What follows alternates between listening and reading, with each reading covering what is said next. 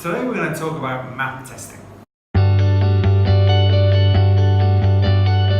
What is MAP testing, Martin? Well, MAP stands for Measures of Academic Progress, and it's a test designed by NWEA, a North American organization. Okay. And how often do we do these tests? We do these tests twice a year, once in the fall and once in the spring. Okay. What do we use them for? Why are we doing MAP tests? Well, that's a loaded question here. First, the data collected in fall is data that teachers can use to differentiate instruction. They see where students are at different levels in reading and math. And then the data we get in spring, we can measure progress through the year. Okay, so I'm going to get my kids' math scores today. What am I going to do with them? You're going to follow the directions on the back and read them and interpret them. That was a good question. I didn't have an answer for actually. Why don't I ask you that question? Okay, come on, yeah. I'm a parent. I get the MAP scores. What do I do with them?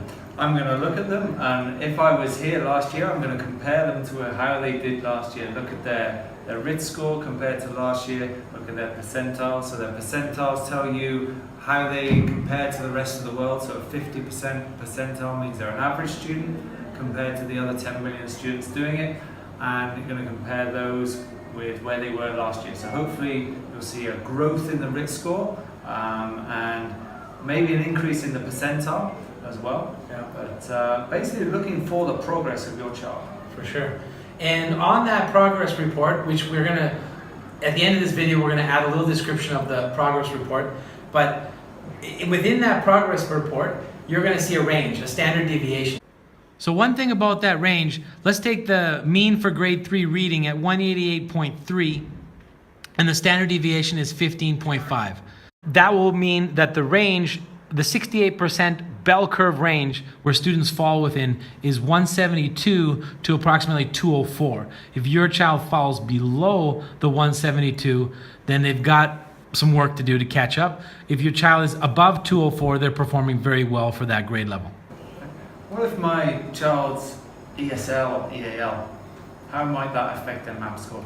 Traditionally, what we've seen in the last few years in our school is they will get very low English grades, and this is the fall. However, in spring, their grades will shoot up. The amount of ESL support that we give, and within 1 year in our community, you should see probably a double the growth rate of a normal child. So I shouldn't be worried if the MAP scores are low this time? Not right now. And that data is given to the ESL teachers and used by them in all the detailed reports that come with it to really support their growth more.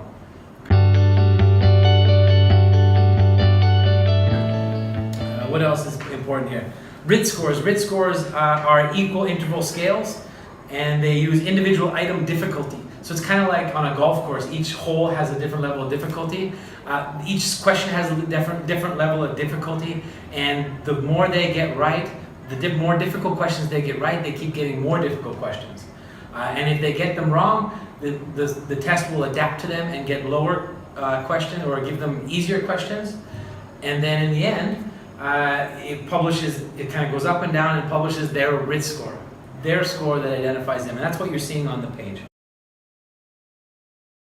And MAP is just one of the many tools that CIS uses, CIS teachers use to not only make sure that we're meeting expectations, but we're exceeding it. The amount of data we get on the back end, and you're going to see some of that on your report, but we get a lot more details as to what parts of reading and what parts of math they're struggling with. Because what you see on the bar charts there, you'll see 3 bars. You'll see one for the student score, one for the school average, and one for the worldwide average. And often our school average is above the worldwide average. So we're really interested in looking at how their kids compare with each other, but also how they compare with the school, because our averages tend to be higher than those around the world. Yeah, the district average, so it's student district, which is our school. People ask me that all the time. What is district? Well, district back in the US would be a set of schools. Because we're only the Canadian International School Bangalore, we are the district. So the district is the school, and you're right. The far right data line is the world average. So what do we want you to get from this? It's about progress. It's about where your child was and where they are now. Okay? We will have some students who get very high percentile up in the 90s, and we'll get some who are lower. But the important thing for us is where they're at, how we can use that data to help your child better. So we're really looking at progress more than anything. And particularly, one of the interesting stats about, we're talking about fall results, is that some parents will see their child went down over the summer. What is that? I did. My child did. And mine too. Summer slump. Students are not actively learning over the summer, and they're losing some of this information, some of their knowledge, some of their skills in that subject matter. And that's okay. They'll still rise to the appropriate grade level and rise above where they were in this spring, next spring. And that's over the course. That's a natural, summer slump is natural. You'll see it drop down. What do I do if I have any other questions now? I think you come to see one of us. I think we work with this all the time, and I think we can help interpret parents who don't understand their reports, interpret them better. So if you're in secondary, your MAP scores will be put into the profile section of Manage Back, and if you're in elementary, they'll be posted on Bloom's. I think that's it. That covers it. Any more questions, you can email Rob or I, and you'll get some, attached to this video, along with this video, get an image that'll help describe your MAP report. Look that over. It's self-descriptive. And that's it. And we'll see you in spring, hopefully, and we'll come back and analyze spring results maybe. All right. Thanks for listening.